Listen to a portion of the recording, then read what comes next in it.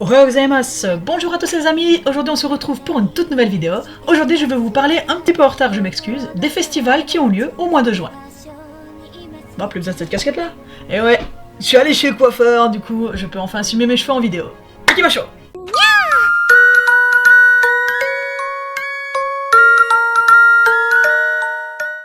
Tsuyu, la saison des pluies. La saison des pluies commence vers la fin du printemps. Elle dure du début du mois de juin jusqu'à la mi-juillet.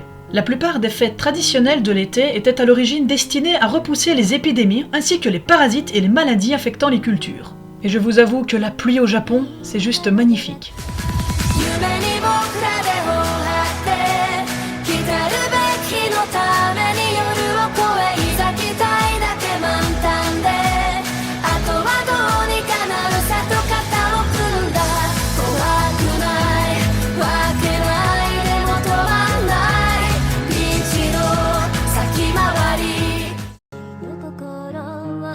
Takigi-no.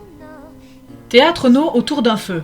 Il me semble aussi qu'il y en avait un au mois de mai, donc je vous invite à aller voir la vidéo sur les festivals du mois de mai si vous voulez plus d'informations. Mais celui-ci est quand même différent.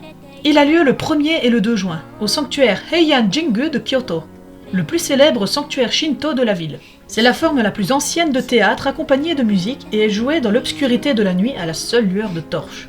Les acteurs portent des masques anciens, de ce fait les émotions ne sont exprimées ni par le visage ni par la voix, mais par les mouvements.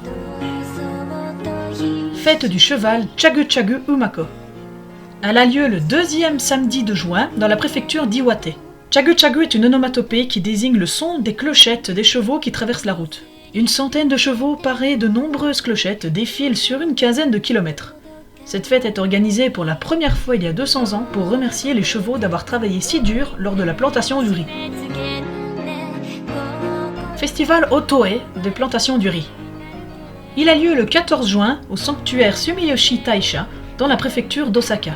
Le mode de vie japonais étant très lié à la culture du riz, le repiquage des jeunes plants de riz dans des rizières est un moment important dans tout le pays.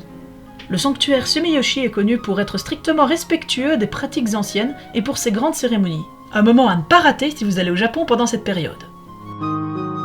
San no Matsuri. Il a lieu dans les alentours du 16 juin, au sanctuaire Hie Jinja dans la préfecture de Tokyo.